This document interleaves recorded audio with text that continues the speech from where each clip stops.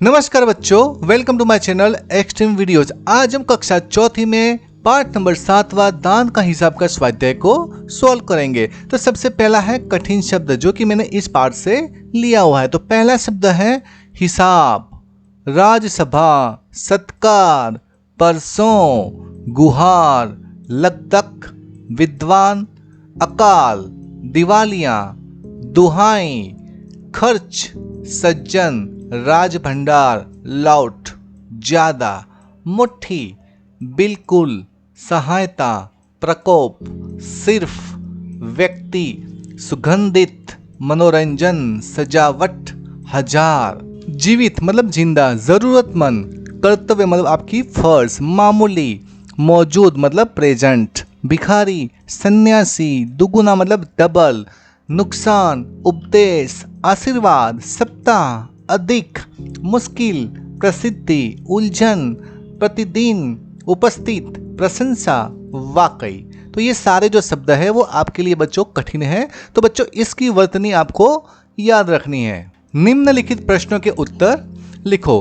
प्रश्न पहला है, राज्य में अकाल पड़ जाने पर क्या हुआ? तो अकाल का मतलब क्या होता है बच्चों? अकाल का मतलब होता है सूखा, मतलब बिल्कुल भी बारिश न होना। तो इसका उत्तर है कि भाई राज्य में अकाल पड़ जाने पर पूर्वी सीमा के लोग भूखे प्यासे मरने लगे। मतलब जाहिर सी बात है, अगर अकाल पड़ेगा तो लोग भूखे प्यासे ही मरने लगेंगे। लेकिन जिन लोगों के पास पैसा है तो वो अगर चाहे तो जो अकाल में जो पीड़ित जो लोग हैं उनकी वो सहायता कर सकते, उनको वो कुछ अनाज या पैसे देकर उनकी मदद कर सकते हैं। प्रश्न दूसरा, दूत की बातों का राजा पर क्या प्रभाव पड़ा और वे क्या बोले? तो यहाँ पर देखिए कि दूत का मतलब क्या होता है कि जब राजा के दरबार में कोई मैसेज लेकर आता था तो उसको क्या बोलेंगे? दूत बोलते थे। अब यहाँ पर उस दूत की बातों का राजा पर क्या प्रभाव, मतलब उसके ऊपर क्या असर हुआ, तो भाई और वो क्या बोले? इसका उत्तर यह है कि राजा ने जब यह खबर सुनी, कौन सी वाली खबर कि भाई अकाल पड़ चुका है, लोग भूखे प्यासे मरने लगे, तो वो क्या बोलते हैं?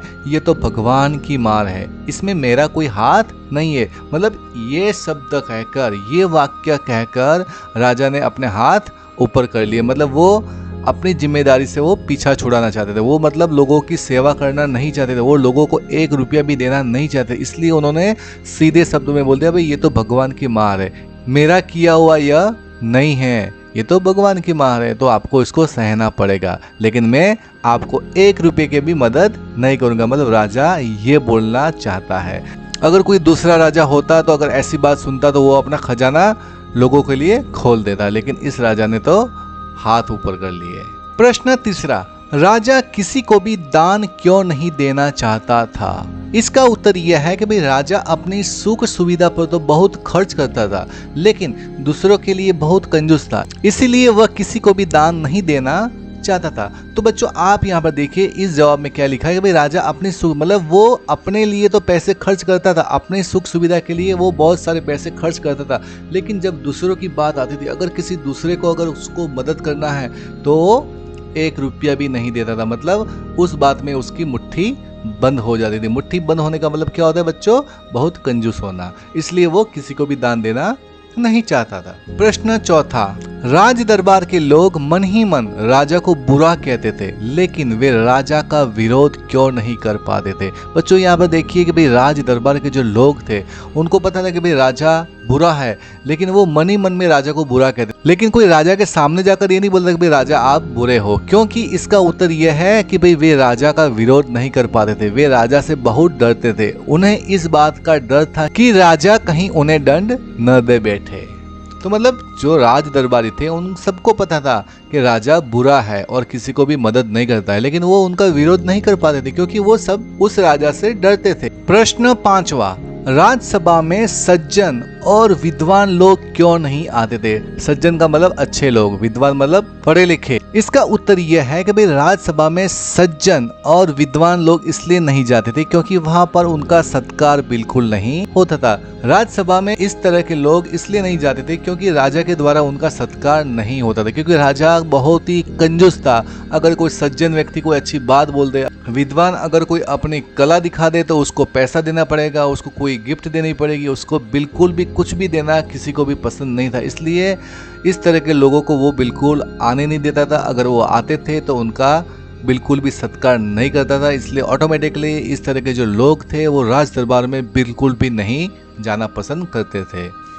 प्रश्न छठा, सन्यासी ने सीधे सीधे शब्दों में भिक्षा क्यों नहीं मांग ली? अब देखो भाई, सन्यासी को भी पता था कि भाई राजा बहुत ही कंजूस है, राजा से पैसा निकलवाना बहुत कठिन बात है, इसलिए उसने सीधे सीधे शब्दों में पैसा नहीं मांगा था। वो किस तरह से पैसा मांगता है वो आप इस जवाब में देख सकते हैं। इसका उत्तर है, यदि सन्यासी सीधे सीधे शब्दों में भिक्षा मांगता तो राजा इतनी बड़ी रकम देने के लिए कभी तैयार नहीं होता, इसलिए सन्यासी ने ऐसे तरीके से भिक्षा मांगी कि राजा ने बहुत छोटी रकम समझ लिया। मतलब सन्यासी बहुत ही चतुर था, उसको पता था कि राजा उसको 1 रुपया भी देने वाला नहीं है अगर उसने ज़्यादा पैसे मांग लिए। तो वो एक ऐसी ट्रिक करता है, वो ट्रिक के जरिए वो राजा से बहुत बड़ी रकम मांग लेता है, लेकिन राजा को नहीं पता है कि भाई वो बड़ी रकम है। प्रश्न 7वां, राजा ने सन्यासी को प्रतिदिन कितनी राशि देने का हुक्म दिया?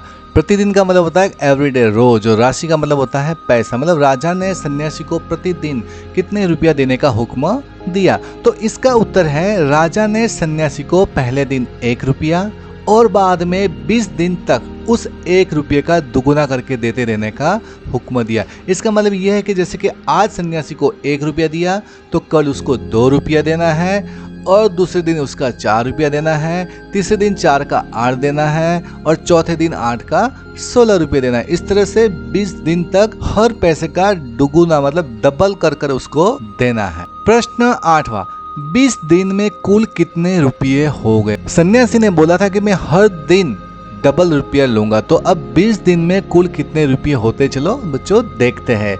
इसका उत्तर है 20 दिन में कुल 10,48,575। मतलब यहाँ पर आप देख सकते हैं 10,48,575 रुपये हो गए। बहुत सारे पैसे बच्चों हो गए ना। क्वेश्चन 9, राजा ने सन्यासी से क्या प्रार्थना की? भाई राजा ने सन्यासी से क्या प्रार्थना की? तो इसका उत्तर यह है कि भाई राजा ने सन्यासी के पैरों पर गिर पड़ा और बोला, दुहाई है सन्यासी महाराज, मुझे इस तरह जान माल से मत मारिए, जैसे भी हो एक समझौता करके मुझे वचन से मुक्त कर दीजिए। अगर आपको 20 दिन तक भिक्षा दी गई तो राजकोष खाली हो जाएगा। भाई राजा ने सन्यासी को इसलिए प्रार्थना की, एक तो वो बहुत ही कंजूस था और उसको जब पता चलता है कि भाई इतने सारे पैसे जाने वाले हैं तो वो सन्यासी के पैरों में गिर पड़ता है और बोलता है कि हे सन्यासी महाराज, मुझे इस तरह से जान माल से मत मारिए, कुछ बीच वाला रास्ता निकालिए, कुछ समझौता कीजिए और मुझे आपके इस वचन से मुक्त कीजिए। अगर ऐसा नहीं हुआ तो मेरा पूरा राजकोष खाली हो जाएगा।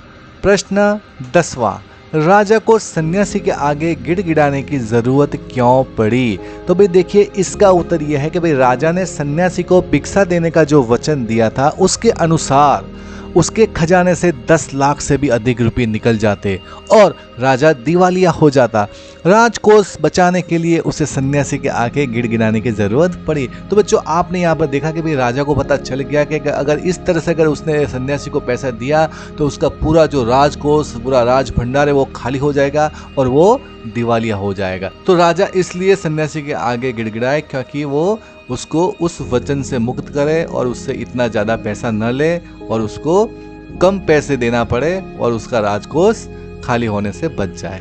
क्वेश्चन नंबर 11, अंतिम निर्णय के अनुसार राजा ने सन्यासी को कितने रुपये दिए? तो बच्चों आपने देखा कि भाई राजा सन्यासी के आगे बहुत ही गिड़गिड़ाया, मतलब सन्यासी को बहुत ही रिक्वेस्ट की, तब जाकर उसको अंत में कितने रुपये देने पड़े। तो यहाँ पर आप देखिए बच्चों, तो भाई इसका उत्तर यह है कि अंतिम निर्णय के अनुसार राजा ने सन्यासी को पूरे 50,000 रुपये दिए। मतलब उसके राजकोष से 10 लाख से भी ज्यादा रुपये जाने वाले थे, लेकिन सन्यासी से रिक्वेस्ट किया, उसके सामने गिड़गिड़ाया, तो भाई सन्यासी ने थोड़ी दया खाकर पैसे कम किए और उन सन्यासी ने बोला कि बस मुझे सिर्फ 50,000 रुपया दे दो। तो मतलब तो अंत में राजा को सिर्फ 50,000 रुपया ही देना पड़ा और उसका राजकोष खाली होते होते बच गया। प्रश्न 12वां, तुम नीचे दिए गए वाक्यों को किस तरह से कहोगे? तो पहला भी दान के वक्त उनकी मुट्ठी बंद हो जाती थी। भाई दान के वक्त मुट्ठी बंद होना, मुट्ठी बंद होने का मतलब ये नहीं कि भाई उसको कोई मतलब रोग है, ऐसा नहीं है।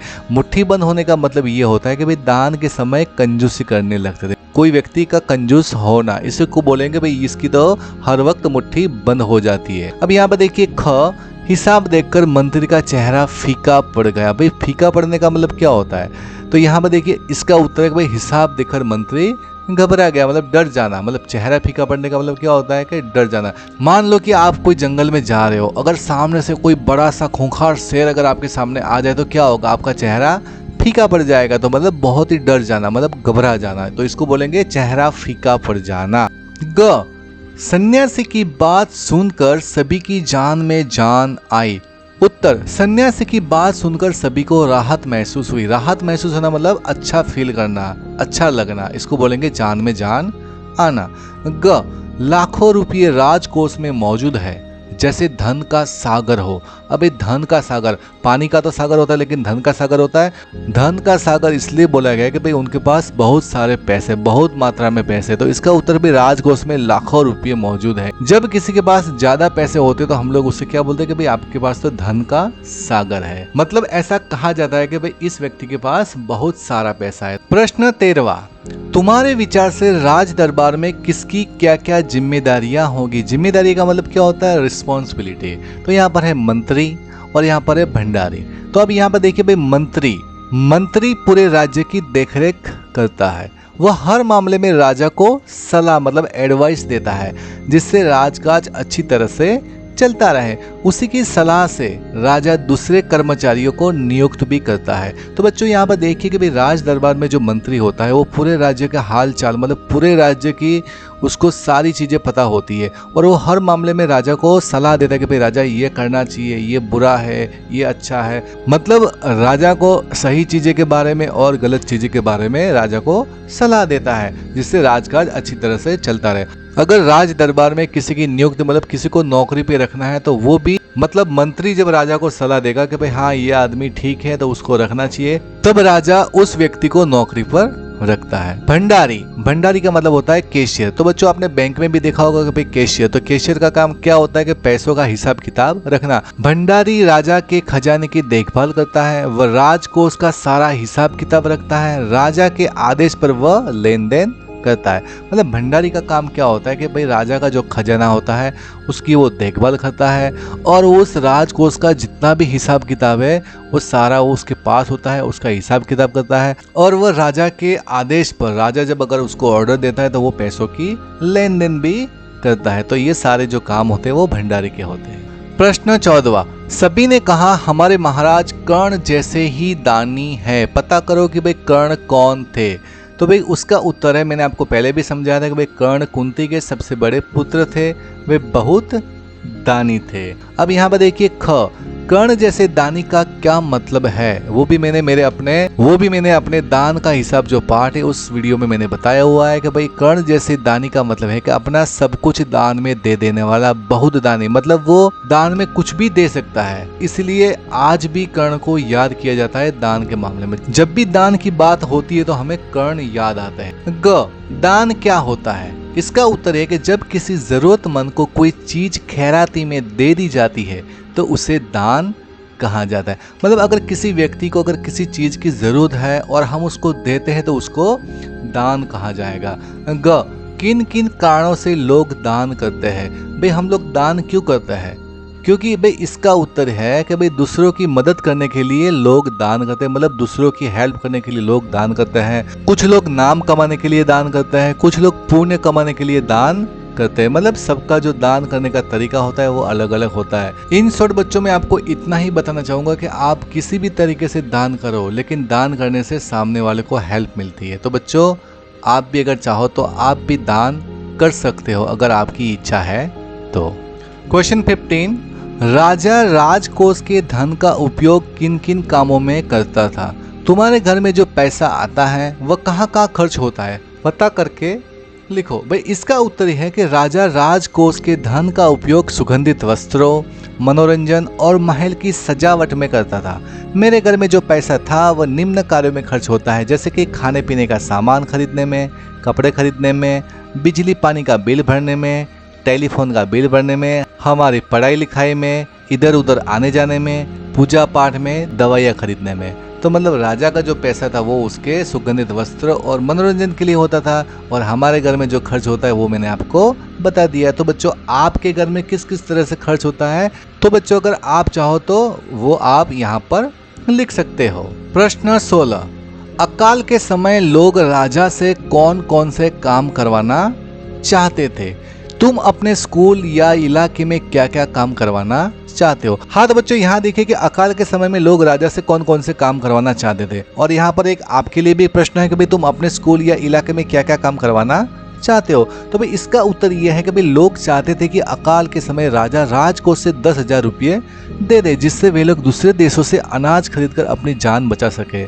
और मैं चाहता हूँ कि पार्क में अच्छे अच्छे फूल पौधे लगाए जाए, वहाँ खेलने के लिए झूले आदि भी लगाया जाए। तो बच्चों आप यहाँ पर देखिए कि भाई अकाल के समय लोग राजा से 10,000 रुपया मांगते थे, क्योंकि वो दूसरे राज्य से कुछ अनाज उससे खरीद पाए और उसकी जान बचा पाए।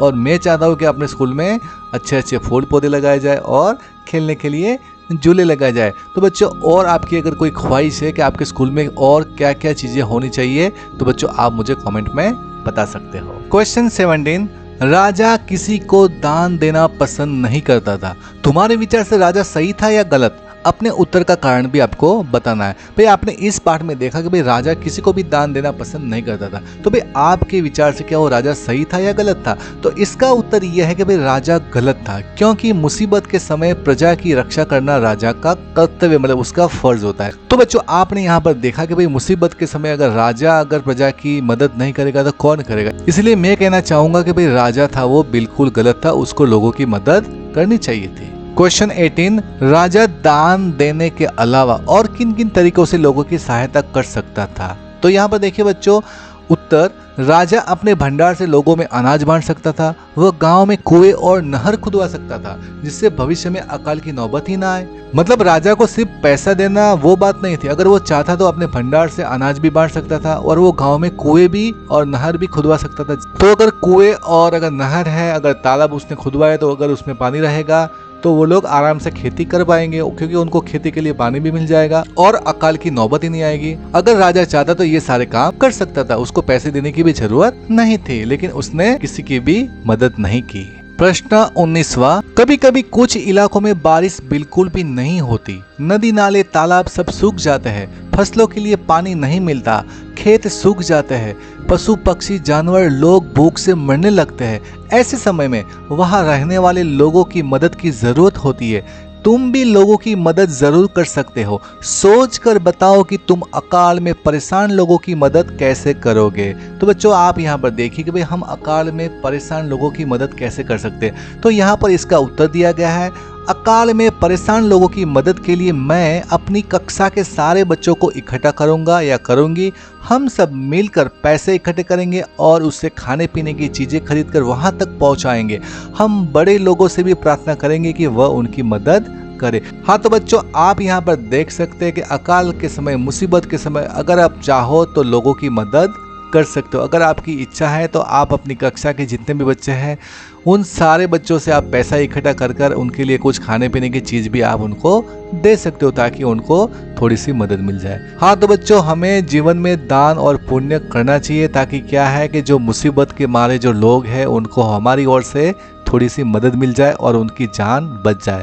हाँ तो बच्चों अगर आपके पास पैसा है, अगर आप देने के लिए सक्षम है, तो आप बच्चों बिल्कुल 100% आप किसी को दान कर सकते हो, जिससे आपको पुण्य मिलेगा। निम्न शब्दों के समानार्थी शब्द आपको यहाँ पर लिखना है। तो यहाँ पर देखिए लगदक, लगदक का मतलब होता है भड़कीला, गरीब का मतलब होता है दीन, अकाल का मतलब होता है सूखा, सत्कार का मतलब होता है स्वागत, भगवान का मतलब होता है ईश्वर, सहायता का मतलब होता है मदद, निराश का मतलब होता है उदास, गुहार लगाना मतलब गुहार का मतलब होता है दुहाई, नुकसान का मतलब होता है हानि, अधिक का ज्यादा, व्यक्ति का आदमी, प्रतिदिन का रोज, महल का क्या होता है प्रासाद, सन्यासी क्या होता है साधु, महसूस का मतलब होता है स्पष्ट, उलझन का मतलब होता है समस्या, मगर का होता है किंतु, मजाक का मतलब होता है ठिठोली, भिक्षा का मतलब होता है भीख, हजार का मतलब होता है सहस्त्र, समय का होता है वक्त, खबर का होता है समाचार, लाभ का होता है फायदा और उपस्थित का मतलब होता है मौजूद। नीचे इसी तरह के कुछ शब्दों के जोड़ दिए गए हैं, इन सब के अर्थ अलग अलग है। इन शब्दों का वाक्यों में आपको प्रयोग करना है। तो यहाँ पर देखिए भाई जल, तो भाई यहाँ पर जल के दो अर्थ है। वर्षा होने पर चारों तरफ जल भर गया, जल का मतलब होता है पानी। अब यहाँ पर देखिए गर्म पानी गिर जाने से मेरा हाथ जल गया, ठीक है। तो ये वाला जल और ये जल में बहुत ही फर्क है। इस जल का मतलब होता है पानी और इस जल का मतलब होता है कि हमारी चमड़ी जल जाती है। अगर गर्म पानी हमारी चमड़ी के ऊपर गिरेगा तो हमारा हाथ जल जाएगा।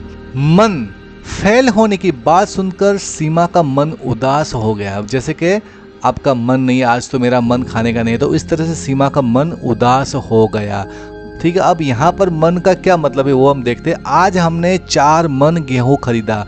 मन का मतलब क्या होता है भाई, एक मन बराबर 40 kg, 40 किलो, ठीक है। तो बच्चों यहाँ पर मन का मतलब होता है एक मन बराबर 40 kg और यहाँ पर होता है आपकी इच्छा, मतलब आज मेरा मन नहीं है। हम लोग नहीं बोलते कि आज मेरा मन नहीं है, आज मेरा मन कुछ खाने का है। तो भाई इस मन और इस मन में बहुत ही फर्क है, जिसे आपको याद रखना है। मगर, मगर ने बंदर से अपना कलेजा लाने को कहा। मगर मतलब मगरमच्छ।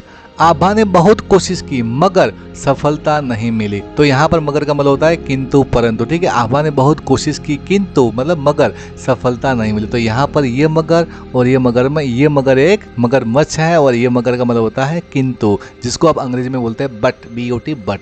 अब यहाँ पर देखिए बच्चों पूर्व, सूरज हमेशा पूर्व दिशा में उगता है। तो भाई पूर्व क्या है, एक डायरेक्शन है। तो यहाँ पर देखिए हमें परीक्षा से पूर्व, पूर्व का मतलब क्या होता है बिफोर, हमें परीक्षा से पूर्व मन लगाकर पढ़ना चाहिए। मतलब पूर्व मतलब परीक्षा से पहले, और यहाँ पर पूर्व का मतलब क्या होता है, पूर्व दिशा। तो बच्चों इसे आपको याद रखना है। निम्न मुहावरों का अर्थ दीजिए और वाक्य में भी उसका प्रयोग आपको करना है। तो भाई पहला है दोनों हाथों से लुटाना। तो इसका अर्थ क्या होता है भाई, खूब खर्च करना। जैसे कि अगर कोई व्यक्ति पैसा ज़्यादा खर्च करता है तो हम उसको क्या बोलेंगे, भाई ये व्यक्ति तो पैसों को दोनों हाथों से लुटा रहा है, उड़ा रहा है। तो भाई इसका वाक्य में प्रयोग है, भाई राजा ने अकाल के समय प्रजा के लिए धन दोनों हाथों से लुटाया। लेकिन इस पाठ में तो ऐसा नहीं हुआ था, लेकिन बच्चों हमने ये वाक्य बनाया है कि भाई राजा ने अकाल के समय प्रजा के लिए धन दोनों हाथों से लुटाया, मतलब बहुत खर्च करना, बहुत पैसे खर्च करना, इसका मतलब ये होता है।